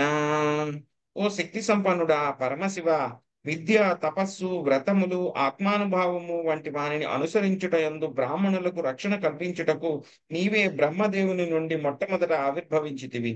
గోపాలకుడు కట్టెను చేబూని గోవులను రక్షించు చందమున బ్రాహ్మణుల రక్షకునిగా నీవు వారి నియమపూర్వక విధులను సర్వదా పరిరక్షింతువు. నాగం సునీత మాతాజీ మీరు మొదటి పారాగ్రాఫ్ చదవండి. శాంతి కృష్ణ మాతాజీ మీరు రెండో పారాగ్రాఫ్ చదవండి. హరే కృష్ణ ప్రభుజీ, దండవత్ ప్రణం. భాష్యం బై శ్రీలా ప్రభుపాద్ కీ జై. వైదిక శాస్త్రములందు తెలియచేయబడిన నియమపూర్వక విధులను అనుసరించుచు మనస్సును ఇంద్రియములను నిగ్రహించుటయే సంగమునందలి మానవుని అతని సాంఘిక స్థితి ఏదైనప్పటికీ విశేష కార్యం. చైతన్యము వృద్ధి చెందినట్టి జీవులను రక్షించి వారు వర్ణాశ్రమ వైదిక విధానమును అనుసరించినట్లుగా చేయును. కనుక శివుడు పశుపతి అని పిలువబడును. పశువు అనేది పదము జంతువునకు మరియు దానితో పాటు మానవునికి అన్వయించును. పశువులను పశుప్రాయులకు జీవులను ఆధ్యాత్మికముగా పురోగతి చెందని వారలు రక్షించుటలో శివుడు ఎల్లప్పుడూ ప్రియము కలిగియుండునని ఇచ్చట తెలియబడినది. బ్రాహ్మణులు భగవానుని ముఖతః వెలువడిరనియు చెప్పబడి ఉన్నది. శివుడు ఆ విష్ణు భగవానుని ప్రతినిధిగా సంబోధింపబడినాడని మనము సర్వదా గుర్తుంచుకొనవలెను. విష్ణు భగవానుని విరాట్ రూపము యొక్క ముఖము నుండి బ్రాహ్మణులు, బాహువుల నుండి క్షత్రియులు, ఉదరము నుండి వైశ్యులు, పాదముల నుండి శూద్రులు ఆవిర్భవించిరని వేదవాంగ్మయమున వర్ణింపబడినది. దేహమునందు శరమే అతి ప్రధాన భాగము. విష్ణు ఆరాధనకై దానమును గ్రహించుటకును మరియు వేద జ్ఞానమును పంచుటకును బ్రాహ్మణులు భగవానుని ముఖతః ఆవిర్భవించిరి. ఇక శివుడు ఆ బ్రాహ్మణులకు మరియు ఇతర జీవులకు రక్షకుడని పశుపతి అని తెలియబడినాడు. ఆ బ్రాహ్మణుల ఆత్మానుభవ విధానమునకు వ్యతిరేకులైన అనాగరికులు దాడి నుండి వారలను అతడు రక్షించును. హరే కృష్ణ ప్రభుజీ. Thank you Prabhuji. హరే కృష్ణ. శ్రీల ప్రభుపాదుల వారి భాషణం ప్రభుపాదకి జై. ఈ పదము యొక్క మరి యొక్క విశేష భావమును ఈ విధముగా చెప్పుకొనవచ్చును. వేదములందలి కర్మకాండ భాగమునందే అనురక్తులయుండి దేవదేవుని దివ్య స్థితిని ఎరుగజాలని వారు పశువులకు ఏమాత్రము తీసిపోరు. వేదములందు తెలుపబడిన కార్యములన్నింటినీ నిర్వహించినను మనుషుడు కృష్ణ భక్తి భావనను వృద్ధి కావించుకొననిచో ఆ కార్యమంతయు వృధా కాల వ్యయమేనని శ్రీమద్ భాగవతం యొక్క ఆది అంతే నిర్ధారితమైనది. దక్ష యజ్ఞమును విధ్వంసము చేయుటలో శివుని ముఖ్యోద్దేశము దక్షుని శిక్షించుటయే. ఏలయన తనను శివుని నిర్లక్ష్యపరిచి దక్షుడు గొప్ప అపరాధము కావించెను. శివుడు విధించిన శిక్ష కట్టెను చేపట్టి పశువులను బెదిరించు గోపాలకుని కార్యము వంటిది. పశువులకు విచారణ తర్కమనునవి ఉండవు కనుక వాటి రక్షణమునకై దండము అవసరమని చెప్పబడుచుండును. కర్ర లేనిదే అవి మాట వినవు. పశుతుల్యులకు పశుతుల్యులకు బలప్రయోగము అవసరము. కానీ వివేకము కలిగిన వారు మాత్రము హేతువు, వాదము, శాస్త్ర ప్రమాణముతో పూర్తిగా విషయంలో అర్థము చేసుకొందురు. భక్తి యోగమున కృష్ణభక్తి భావన అభివృద్ధి పరచుకొనక కేవలము వైదిక కర్మకాండకే అనురక్తులైన వారు దాదాపు పశువుల వంటి వారే. అటువంటి వారిని రక్షించుట, కొన్ని మార్లు శిక్షించుట దక్షుని శిక్షించున్నట్లుగా శివుని కార్యము. Thank you Prabhuji. Hare Krishna. Hare Krishna Mataji. So ఏం చెప్తున్నారు మనకి? ఈయన ప్రార్థిస్తున్నారు, ఎవరు? దక్షుడు చాలా ప్రార్థిస్తున్నారు చక్కగా. విద్య, తపస్సు, వ్రతములు, ఆత్మానుభవము వంటి వాని అనుసరించుట, బ్రాహ్మణులకు రక్షణను కల్పించుటకే నీవు బ్రహ్మదేవుని ముఖం నుండి ఆవిర్భవించు. సో ఏ విధంగా ఈ యొక్క పశువుల్ని రక్షిస్తారంట ఆయన? సో యాక్చువల్గా ఏంటంటే కనుక జంతువులు, ఆవుల్ని అవంతా కూడా, అదే విధంగా గేదెలను అందరూ కూడా వెళ్ళే వాళ్ళు ఉంటారు కదండి, ఆ యొక్క బాలకులు ఉంటారు అనమాట. వాళ్ళందరూ కూడా ఏం చేస్తారు? ఒక కట్టె పట్టుకుంటారు వాళ్ళు. ఆ కట్టెతోనే కొట్టి ఆ యొక్క జంతువులకి చెప్తారనమాట. ఆవు దగ్గరికి వెళ్ళి నువ్వు అలా వెళ్ళు, ఇలా వెళ్ళు, లాజిక్ చెప్తాను నేను అంటే కనుక అది వినదు. సో ఆ దెబ్బ తగిలితేనే ఆ పశువు ఆ మాట వింటుంది అనమాట. సో దెబ్బ తగలకపోతే కనుక అది వినదు. అదే విధంగా ఎవరైతే కనుక పశువు అనమాట, అందుకే ఏమంటారు ఈయన శివుడిని పశుపతినాథ్, పశుపతి అంటారు అనమాట. సో పశువు అంటే కనుక పశువు అనేటువంటి పదం జంతువులకి, అదే విధంగా కొంతమంది మానవులకి కూడా అది ఉద్దేశించబడింది అనమాట. సో ఎవరైతే కనుక భక్తి, కృష్ణ భక్తి లేకుండా కర్మకాండలలోనే పూర్తిగా అనురక్తులై ఉంటారో అటువంటి వాళ్ళందరూ కూడా పశువులతోనే సమానము. సో అటువంటి వాళ్ళందరినీ కూడా రక్షించడంలో శివుడు ఎప్పుడు కూడా ఎలా ఉంటారంట? చాలా ఇష్టాన్ని కలిగి ఉంటారన్నమాట. సో ఆయన బ్రహ్మదేవుడి యొక్క ముఖం నుంచి ఆయన వచ్చారు. సో అది కూడా విష్ణు భగవాన్ యొక్క ప్రతినిధి కింద ఆయన వచ్చారనమాట. సో ఆయన ఏం చేస్తారు? ఈ యొక్క బ్రాహ్మణుల యొక్క పని ఏమిటి? విష్ణు ఆరాధన కోసం దానాన్ని తీసుకోవడము, వేద జ్ఞానాన్ని పంచడము బ్రాహ్మణులకి ఇచ్చినటువంటి పని అన్నమాట. వాళ్ళెవరు? ఆయన విరాట రూపంలో, ఆ యొక్క విరాట రూపం యొక్క ముఖం నుంచి వాళ్ళు ఆవిర్భవించారు అన్నమాట. సో కాబట్టి అటువంటి వాళ్ళు ఎప్పుడైతే కనుక సరైన మార్గంలో వెళ్ళట్లేదో వాళ్ళందరినీ కూడా రక్షించేటువంటి బాధ్యత ఎవరికి ఇచ్చారు? శివుడికి ఇవ్వడం జరిగింది అన్నమాట. సో ఎలా అయితే కనుక పశువుని కంట్రోల్ చేయడానికి ఇప్పుడే చెప్పుకున్నాం, ఆ గేదెలు కాసే అతను, ఆవులు కాసే అతను ఏం చేస్తాడు? ఆ యొక్క కర్ర పట్టుకుని వాటిని కొట్టి సరైనటువంటి మార్గంలో పెడతారన్నమాట. సో చాలా సార్లు మనకి శ్రీమద్ భాగవతంలో వచ్చింది, స్టార్టింగ్ లోనే వచ్చేసింది మనకి. సో ఎవరైతే కనుక వర్ణాశ్రమ పద్ధతుల ప్రకారము వాళ్ళు చేయాల్సినటువంటి బాధ్యతలు ఏవైతే ఉంటాయో వాటినన్నిటినీ కూడా ఎంత చక్కగా నిర్వర్తించినా సరే, ఆ యొక్క పనులు ఎంత సక్సెస్ఫుల్ గా చేసినా సరే, ఆ యొక్క పనుల ద్వారా ఎవరికైనా సరే ఆ యొక్క శ్రీకృష్ణ భగవానుడి మీద రతి, ఆయన మీద ఆ యొక్క ప్రేమ అనేటువంటిది దొరకలేదు, రాలేదు అంటే కనుక వాళ్ళు చేసినటువంటి పనులన్నీ కూడా ఏంటంటే అవన్నీ కూడా శ్రమ ఏవహి కేవలం, అవన్నీ కూడా కేవలం శ్రమ మాత్రమే. మనం చేసేటువంటి వర్ణాశ్రమ పద్ధతి, మనం చేసినటువంటి ధర్మ, అర్థ, కామ వీటిలన్నిటిలోనూ కూడా మనకి సక్సెస్, విజయం రాలేదు. అయినా సరే మనకు పోయేదేమీ లేదు. కృష్ణ భక్తి వస్తే మనకు పోయేదేమీ లేదు. కానీ వీటిలన్నిటిలోనూ కూడా మనకి ఎంతో విజయం వచ్చినా సరే కృష్ణుడి పట్ల మనకి భక్తి రాకపోతే కనుక అవన్నీ కూడా వ్యర్థము అని చెప్తున్నారు. ఎందుకు వ్యర్థము అని అంటే కనుక ఎప్పుడైతే కనుక ఇక సమయం, కాల ప్రభావం అయిపోతుందో, మనం ఏవైతే కనుక సంపాదించుకున్నామో ధర్మ, అర్థ, కామ ఇవన్నీ కూడా ఏవి మనకి పనికిరావు. మరణ సమయంలో అన్ని కూడా నాశనం అయిపోతాయి. కేవలం మనం కూడా వచ్చేది, మనకి సాయం చేసేది మరణ సమయంలో అల్టిమేట్ టెస్ట్ అప్పుడు మనకు ఉపయోగపడేది కేవలం కృష్ణుడి మీద ఉండేటువంటి భక్తి, ప్రేమ మాత్రమే.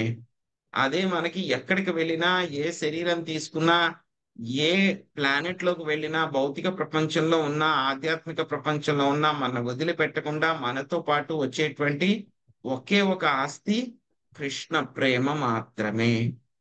కాబట్టి ధర్మార్థ కామ మోక్షాల్లో మిగతా మూడింటిని కూడా వదిలేసినా సరే పర్వాలేదు, కానీ యొక్క మోక్షం ఏదైతే ఉందో దానికి చాలా ఎక్కువ ఇంపార్టెన్స్ ఇవ్వాలి అని చెప్పి మనకి వేదాలన్నీ కూడా చెప్తున్నాయి అన్నమాట. కానీ కొంతమంది ఏమవుతారు, సో మానవ జన్మ వచ్చినా సరే వాళ్ళు ఏం చేస్తూ ఉంటారు, ఇక కర్మకాండాల్లో ధర్మం చేసి వాళ్ళు ఏం చేస్తారు, ఇక కర్మకాండాలు చేసి ధనాన్ని సంపాదించి ఇంద్రియ తృప్తి చేయడానికి ప్రయత్నిస్తూ ఉంటారు అన్నమాట. అటువంటి వాళ్ళందరినీ కూడా పశువులతోనే సమానము అని చెప్పి చెప్పడం జరిగిందనమాట. అటువంటి వాళ్ళందరినీ కూడా నియంత్రించడానికి శివుడు ఆయన పని చేస్తారు అని చెప్పి చెప్తున్నారు. యోసౌ మయా విదిత తత్వదృశ్య సభయాం క్షిప్తో దురుక్తి విశిఖైర్గణన్య తన్మాం అర్వాక్ పతంతమర్హత్తమనిందయాపాత్ దృష్ట్యార్థయా స భగవాన్ సుత స్వకృతేన తుష్యేత్. నీ మహిమలను నేనెరుగకుండిన కారణముననే సభామధ్యమున పరుష వాక్కులను నీపై ప్రయోగించి తిని, అయినను నీవు వాటిని పట్టించుకొనలేదు. పరమ గౌరవనీయుడవగు నీ ఎడ చూపిన అవిధేయత కారణమున నేను పతనము చెందుచుండగా నా ఎడ కరుణగొని శిక్షతో నీవు నన్ను రక్షించితివి. నా వాక్కులతో నేను నిన్ను ప్రసన్నుని చేయజాలను కనుక నీవే నా ఎడ కృపతో ప్రసన్నుడు వగము. హరే కృష్ణ. ఎవరు చదువుతారండి? చదవని వాళ్ళు, ఈ రోజు చదవని వాళ్ళు ఎవరున్నారు? వాళ్ళు చదవండి. చదవండి మాతాజీ. ఎన్నో శ్లోకం?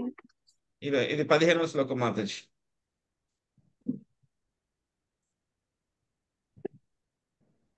Page number 194, 194.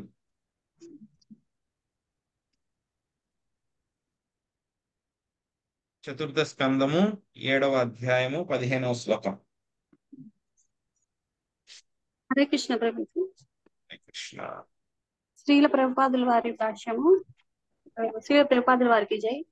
జీవితమున విపత్కర పరిస్థితుల్లో భక్తుడు సర్వసాధారణంగా ఆ స్థితిన భగవత్కరుణగా భావించెను. ఏలయునకు భక్తుడు శివుని ఎడ ప్రయోగించిన సమస్తములు అతనికి శాశ్వతంగా నరకమున పడద్రోటకు సరిపోవునట్టే కాని శివుడు అతనికి శిక్ష విధించి ఆ అపరాధములను పరిహారము కావించెను. దక్ష ప్రజాపతి ఈ విషయమును గుర్తించగలిగెను. శివుని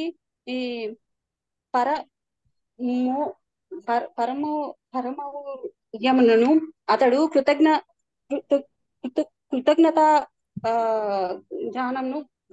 కృతజ్ఞ భావనను పొంది తద్భావము చెల్లెడి చేయగోరెను. కొన్ని మార్లు తండ్రి తన పిల్లవాడిని శిక్షించవచ్చును, కానీ ఆ పిల్లవాడు పెరిగి పెద్దవాడైన పిదప తండ్రి విధించిన శిక్ష కాదని కేవలము కరుణ మాత్రమేనని తెలుసుకొనగలడు. అదే విధముగా శివుడు నొసగిన శిక్షకు దక్షుడు శివానుగ్రహముగా భావించెను. భక్తి యోగం విధమున పురోగమించడానికి చిహ్నం ఇదే. జీవితమునకు ఎట్టి ఘోర పరిస్థితులను భక్తుడు భగవానుని శాపమని భావించడు. ఆ ఘోర పరిస్థితిని అతడు భగవత్కరుణగా గ్రహించను. నా గత కర్మల ఇంకను తీవ్రంగా నేను శిక్షించవలసి ఉన్నాను. మరింత విపత్కర పరిస్థితులను ఎదుర్కోవలసి ఉన్నాను. భగవానుడు నన్ను రక్షించినాడు. తత్కారణంగా నాకు కొద్దిపాటి శిక్షయే విధించబడినది అనుచు అతడు తలపోయిను. ఈ రీతిని భగవత్ కరుణను చింతించుచు భక్తుడు సర్వదా మరింత శ్రద్ధతో దేవదేవుని శరణాగతిని పొంది అట్టి నామమాత్ర శిక్షతో వరపడకుంటను. హరే కృష్ణ ప్రభుజీ. హరే కృష్ణ మాతాజీ. ఇక్కడ దక్షుడు ఏం చెప్తున్నారు, నేను నిండు సభలో అందరి ముందు కూడా నీ మీద చాలా పరుష వాక్యాలతోటి పదజాలంతో నిన్ను అవమానపరిచాను. నేను చేసింది ఏమిటి? వైష్ణవాపరాధము. సో అటువంటి గొప్ప వైష్ణవ అపరాధానికి నేను నరకలోకంలో శిక్ష అనుభవించడానికి అర్హుడిని అయిపోయాను నేను. కానీ ఏం చేశారు మీరు? నన్ను నరకలోకాలకి పంపించకుండా నన్ను మీరు ఈ విధంగా నాకు శిక్ష విధించి ఏం చేశారు? ఆ యొక్క వైష్ణవ అపరాధం నుంచి నన్ను రక్షించారు. రక్షించి ఏం చేశారు? నాకు వేరే తల ఇచ్చారన్న మాటే గాని మళ్ళీ నన్ను నా యొక్క నిజ స్థితి అంటే గనక అంతకు ముందున్నటువంటి స్థితి ఏదైతే దక్షుడి యొక్క స్థాయి ఉందో ఆ స్థాయిలోనే నన్ను కూర్చోబెట్టారు. ఇదంతా కూడా నాకు శివానుగ్రహం తప్పితే ఇంకేమీ లేదు. నా పట్ల మీరు ఎంతో పరమ ఔదార్యంతో నాకు శిక్ష విధించి ఏం చేశారు? నన్ను రక్షించారు. యాక్చువల్ గా మనకి శాస్త్రాల్లో కూడా చెప్తారనమాట. ఎవరైనా ఒక వ్యక్తి వేరొక వ్యక్తిని ఆయన చంపాడు అనుకోండి, మర్డర్ చేశాడు అనుకోండి. సో రాజుగారు ఏం చేస్తారు? రాజుగారి దగ్గరికి తీసుకెళ్తే కనుక ఆ యొక్క శిక్ష నిజమే అని ప్రూవ్ అయితే కనుక ఏం చేస్తారు? అతనికి మరణదండన విధిస్తారనమాట. సో ఆ మరణదండన విధించడం అనేటువంటిది ఏమిటి? వాడి మీద కరుణ చూపడమే అది ఒక రకంగా అయితే కనుక. ఎలా అంటే కనుక వాడిని వదిలేశారనుకోండి మామూలుగా, వాడు ఏం చేస్తాడు? మళ్ళీ వేరే వాళ్ళందరినీ కూడా చంపడం మొదలు పెడుతూ ఉంటాడు. ఇంకా ఇంకా మళ్ళీ అదే తప్పు చేస్తూ ఉంటాడు. సో వాడికి మరణదండన విధించారనుకోండి, ఒకటి వాడు వేరే వాళ్ళందరినీ కూడా చంపడం ఆపేస్తాడు. రెండవది ఏంటంటే కనుక వాడికి ఆల్రెడీ శిక్ష వచ్చింది కాబట్టి వాడికి నరకానికి వెళ్ళాల్సినటువంటి అవసరం ఉండదు. సో కాబట్టి రాజుగారు ఆయనకి వేసినటువంటి శిక్ష సరైనదే అన్నమాట. ఇంకా శాస్త్రాల్లో ఏం చెప్తారు అని అంటే కనుక వీళ్ళు ఎవరైతే కనుక మాంసం తయారు చేసేవాళ్ళు అన్నమాట, ఈ యొక్క మాంసం యొక్క షాప్స్ ఉంటాయి కదండి, అందులో వాళ్ళు ఏం చేస్తారు? రోజు ఎన్నో జంతువుల్ని చంపి వాటిలన్నిటి కూడా కట్ చేసి అందరికి కూడా అమ్ముతూ ఉంటారు వాళ్ళు. సో వాడిని ఏమంటారు అంటే కనుక శాస్త్రపరంగా నువ్వు బతకను వద్దు, నువ్వు చచ్చిపోను వద్దు అంటారు వాడిని బతకద్దు అంటారు వాడిని. ఎందుకు బతకద్దు నువ్వు అని అంటే కనుక వాడు బతుకుంటే కనుక ఏం చేస్తాడు? ఇంకా ఇంకా రోజుకి ఎన్నో ఎన్నో పక్షుల్ని జంతువుల్ని అంతా కూడా చంపి వాడు ఏం చేస్తూ ఉంటాడు? ఇంకా ఇంకా పాపాన్ని మూటకొట్టుకుంటూ ఉంటాడు. పోనీ నువ్వు చచ్చిపోయారా ఈ రోజుకి, నీకు పాపం ఎక్కువైపోతుంది అని అంటే కనుక వాడు చనిపోతే ఏంటి? అంతకుముందు చేసినటువంటి పాపాలు ఎన్ని జంతువులంతా కూడా చంపాడో దానికి అంతా కూడా వాడికి నరకంలో ఎన్నో కొన్ని లక్షల సంవత్సరాలు వాళ్ళు శిక్ష అనుభవించాల్సి ఉంటుంది. సో వాడిని ఈజ్ కండెమ్డ్ అనమాట. నువ్వు బతకడం కూడా వేస్టే, అలాగని చెప్పి చనిపోవడం కూడా వేస్టే అని చెప్పని అంటారనమాట. సో దక్షుడు కూడా ఏంటంటే గనక బతుకుంటే గనక ఏం చేసేవాడు? ఇంకా ఇంకా ఎన్నో ఎన్నో వైష్ణవ అపరాధాలు, శివుడి పట్ల అపరాధాలు ఎన్నో చేసేవాడు. సో అంతకు ముందు చేసినటువంటి అపరాధాలు ఏవి పెద్ద పెద్ద అపరాధాలు, వైష్ణవ అపరాధం తప్పితే ఇంకేది లేదు కాబట్టి దక్షుడికి ఆ యొక్క మరణశిక్ష విధించడం మూలంగా ఏమైపోయింది? దక్షుడు యాక్చువల్ గా మరణానికి వెళ్ళడానికి ఎలిజిబుల్, అర్హుడు అయినా సరే ఏమైంది? ఆ యొక్క నరకానికి వెళ్ళడం నుంచి శివుడు ఎంతో కరుణతోటి దక్షుడిని రక్షించాడు. అదే విషయాన్ని దక్షుడికి తెలిసి ఆయన శివుణ్ణి ప్రార్థిస్తున్నారనమాట. ఎంతో కరుణ నా మీద, నన్ను ఈ విధంగా చంపి నాకు మరణశిక్ష విధించి మళ్ళీ నన్ను బతికించి అదే స్థాయిలో పెట్టడం అనేటువంటిది మీ యొక్క పరమ ఔదార్యము. నేను ఎంతగా మిమ్మల్ని ప్రసన్నుని కావాలి అని చెప్పి నేను పదాలని ఉపయోగించినా సరే అదంతా కూడా వేస్ట్. ఎందుకంటే గనక మిమ్మల్ని నేను అంతలాగా బాధ పెట్టాను. కాబట్టి మీ యొక్క కరుణతోటి నా పట్ల మీరు ప్రసన్నులు అవ్వండి, మీ యొక్క కరుణతోటి నా పట్ల ప్రసన్నులు అవ్వండి అని చెప్పేసి దక్షుడు ప్రార్థిస్తారనమాట. సో భక్తుడు ఎప్పుడు కూడా ఏమనుకుంటూ ఉంటాడు? ఎంతటి కష్టాల్లో పెట్టినా సరే అదంతా కూడా రెండు రకాలు. భక్తుడు ఎప్పుడు ఏ విధంగా ఆలోచిస్తూ ఉంటాడు? ఏదైనా మంచి జరిగింది అనుకోండి, ఆ మంచి ఎలా అనుకుంటాడు? అదంతా కూడా కృష్ణుడి యొక్క కృప వల్ల దొరికింది నాకు. ఏదైనా చెడు జరిగితే కనుక ఏమనుకుంటాడు? నాకు నేను చేసినటువంటి నా యొక్క కర్మల వలన ఎంతో పెద్ద శిక్ష పడాల్సి వస్తుంది. కానీ ఏం చేశారు? కృష్ణుడు నా మీద దయ వలన ఆ శిక్షని చాలా చాలా తగ్గించేసి చిన్నదాన్ని చేశారు. అది కృష్ణుడి యొక్క కరుణ అని చెప్పి భక్తుడు భావిస్తారనమాట. అలాగే దక్షుడు కూడా ఏమనుకుంటున్నాడు? శివుడు నా మీద ఎంతో కరుణతోటి నేను నరకానికి వెళ్లాల్సినటువంటి వాడిని రక్షించి నాకు ఈ శిక్ష విధించి ఆ యొక్క నరకలోకాలకు వెళ్ళేటువంటి ఆ యొక్క పరిస్థితి నుంచి నన్ను రక్షించారు అని చెప్పేసి ఆయన దక్షుడు ప్రార్థిస్తూ ఉన్నారనమాట. సో ఆ తర్వాత మళ్ళీ దక్షుడు ఏం చేస్తారు? ఆ యొక్క యజ్ఞం ఏదైతే ఉందో దాన్ని ప్రారంభిస్తారు. ప్రారంభించిన తర్వాత ఈసారి ఎవరు వస్తారు? విష్ణువు కూడా వస్తారనమాట. లాస్ట్ టైం ఏమైంది? ఆ యజ్ఞం చేసేటప్పుడు బ్రహ్మదేవుడు విష్ణువు ఇద్దరు కూడా రాలే. శివుణ్ణి ఎలాగో ఆహ్వానించలేదు కాబట్టి ఆయన కూడా రాలే. వాళ్ళు ముగ్గురు లేకుండానే యజ్ఞం మొదలు పెట్టేశారు. కానీ ఈసారి ఏమైంది? యజ్ఞం మొదలు పెట్టే ముందు శివుడు బ్రహ్మదేవుడు ఇద్దరు కూడా వచ్చారు. సో ఎప్పుడైతే గనక ఈ యొక్క దక్షుడి యొక్క పరివర్తన వచ్చిందో అప్పుడు శివుడు కూడా ఆయన పట్ల సంతోషం అయ్యారో అప్పుడు విష్ణుమూర్తి అక్కడికి వస్తారనమాట. వచ్చి అప్పుడు ఆయన ఎలా ఉన్నారు, ఏ విధంగా ఉన్నారు, ఏమి సందేశం ఇచ్చారు. సో నాకు నా భక్తులు అదేవిధంగా దేవతలు కూడా ఎంతో ముఖ్యము, నన్ను ఒక్కడనే పూజిస్తే కనుక నేను తీసుకోను అని చెప్పి ఆయన చాలా ముఖ్యమైనటువంటి సందేశాలన్నీ కూడా ఇస్తారు. దక్షుడు మళ్ళీ ప్రార్థనలన్నీ కూడా చేస్తారు. ఇవన్నీ కూడా మనకి వచ్చేటువంటి శ్లోకాల్లో తెలుస్తుంది ఇదే అధ్యాయంలో. అవి ఏంటని మనం రేపు చూద్దామండి. హరే కృష్ణ.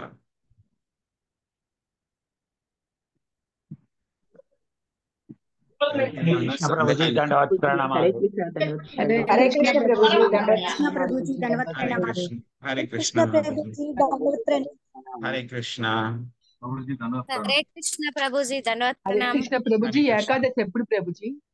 సో మాతాజీ 18వ తారీఖు ఏకాదశి మాతాజీ, నిర్జల ఏకాదశి, పాండవ నిర్జల ఏకాదశి. 18 హరే కృష్ణ ప్రభుజీ దండవత్ ప్రణామాలు. హరే కృష్ణ దండవత్ ప్రణామాలు. హరే హరే కృష్ణ. కృష్ణ ప్రభు.